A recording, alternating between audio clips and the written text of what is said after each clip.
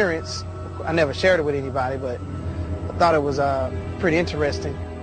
In the summer of 2000, Howard's ship, the USS Thorn, was docked off Guantanamo Bay, Cuba, after routine maneuvers. It was kind of late, 10 o'clock, so it was coming back to the ship. I'm walking down the pier. I was pretty tired, so I wanted to get back before everybody, so I get back and get some sleep. And the pier was pretty long. I was about 30 paces ahead of everybody.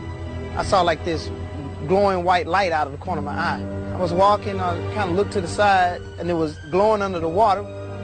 The glowing USO initially appears about 30 yards from the pier. Howard estimates the object at almost 10 feet across.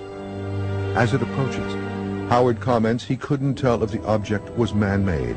At first it kind of like popped up out of nowhere, like a soft white glow. As I'm looking at it, it gets brighter and brighter, and then that's when the other two lights popped up behind it. Almost formed like a triangle. It was a light here, and a light here. At first I really wasn't afraid because it was just one soft light. It just was kind of weird to me. But then when the other two lights popped up behind it and they started moving, that's when I got kind of afraid. I was like, hey guys, come look at this, look at this. The other seamen respond to Howard's calls, but arrive too late. The USO has disappeared under the water. He has never seen anything like it before or since, and hopes to never see another. I've been out to sea for almost 17 years now. I've never seen anything like this. It was weird. Similar sightings continue to surface from the areas adjacent to Santa Catalina Channel off the coast of Los Angeles. Tomorrow, off a dive ship, we're going to go out with divers to find trace evidence of that 1992 USO sighting right here in Santa Monica Bay. June 14th, 1992, 10:24 p.m. Multiple witnesses reported seeing over 200 bright, disc-shaped objects silently exiting the water and hovering for a moment before bursting into space. Reports of this incident were phoned into local police departments as far away as Malibu. Mossville Sheriff Station. Did anyone report anything strange tonight? More than one specific strange lights. Lights? Yes. What exactly happened to you? I'm ashamed to tell you because I think you're going to think I'm crazy. We saw what we thought was a bright light up in the sky. Okay. We could hear. It wasn't a helicopter. I'm telling you, I have never been more frightened in my life. On March 9th, 2006, Patrick Uskert, Kevin Brune, and Julius Willis invited the History Channel along on a research expedition to seek evidence of USOs in the Santa Catalina Channel. Where, coincidentally, at 9:37 p.m. the night before, witnesses reported seeing several disc-shaped silver USOs diving into and out of the channel. Uskert, Brune, and Willis were joined on this 11-hour quest by UFO researcher and veteran sailor Captain William Burns, and by Preston Dennett, who first reported on this large-scale 1992 USO event in these waters off of Los Angeles in our previous broadcast. So we're all set today, right? You got the Geiger counter? I got all the scientific equipment. You have ready all to the go. vials and everything we need? Yep, You got the collection. tanks? I got the tanks. You got I the got the underwater camera. Yeah. Infrared? Housing. Infrared we have. Yeah. We're all set. Great. Okay, let's go. Their plan is to dive in two areas of the channel. Divers Uskert and Brune will collect samples, and Brune, a PhD and research scientist, will conduct preliminary testing on the ship and further testing later in his lab. Our mission was go down, collect samples, and basically look for any evidence of underwater UFOs. In this largely unexplored area, called the Redondo Trench, detection of USOs has been hampered by its incredible depth, in some places reaching almost 1 mile. Sonar on most ships is incapable of tracking anything this deep. Good morning, folks. Welcome aboard the Pacific Star. I guess we're going to go out to the trench this morning. Trench drops off fast, probably a 60-degree angle. Drops down to, well, my meter goes to 1,400 feet, and I can't find the bottom. With to go too deep because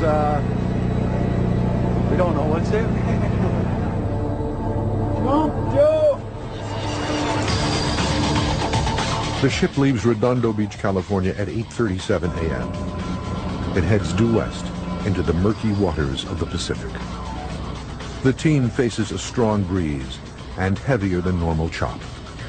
The only thing that could possibly be worse is if that wind were to pick up.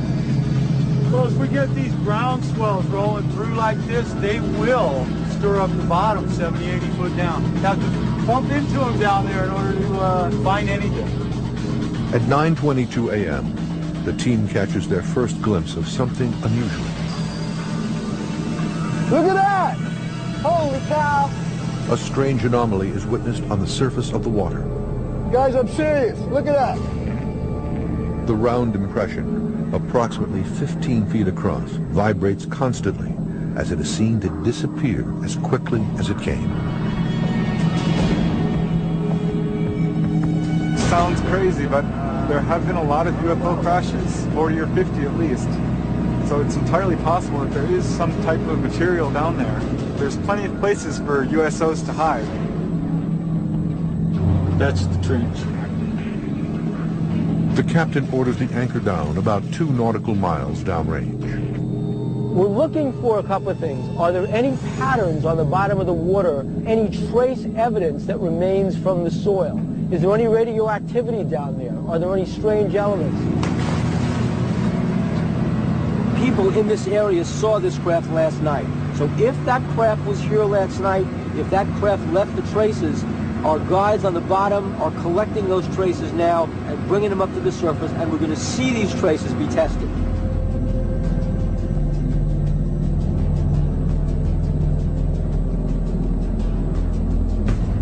What was the visibility like down there? Very low, like 5 to 10 feet. Yeah, 5 to 10 feet. Too rough to see anything. Couldn't see much when we were down.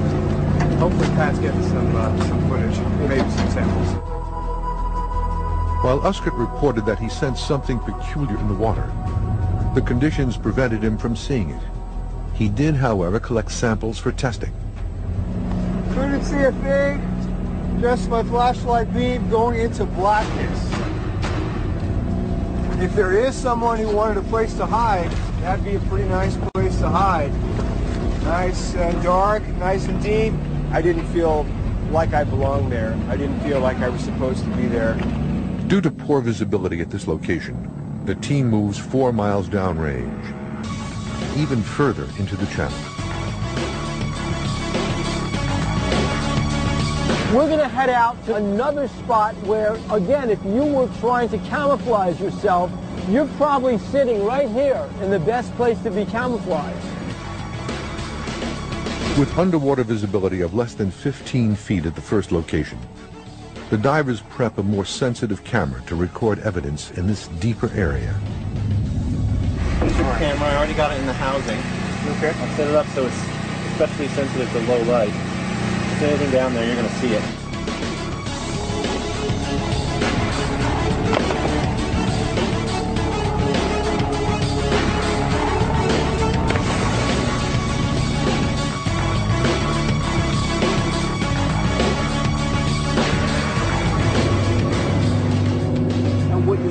They're taking samples from the bottom of the ocean bed, and they're going to be testing these for radioactive traces and chemical traces.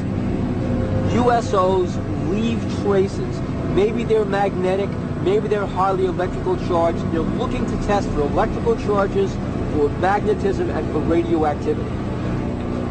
The clearer conditions at this location help the divers collect samples. And this time, they find something unusual. I'm pretty satisfied with what we collected. We're gonna check it with the Geiger counter, see if they're reading hot. Great. So just open the lid on these. Negative. This one. Whoa, you got a lot of small samples here. Wow. All right, we got something. We got something. Due to the elevated Geiger counter reading, the team decides further testing is needed. All right, the rest we can do back at the lab. Awesome. So it's really no mystery why a USO would choose this particular area to hide in. They just can't be seen. We can't really know what the results will be until we analyze everything and put it all together. But it's all part of the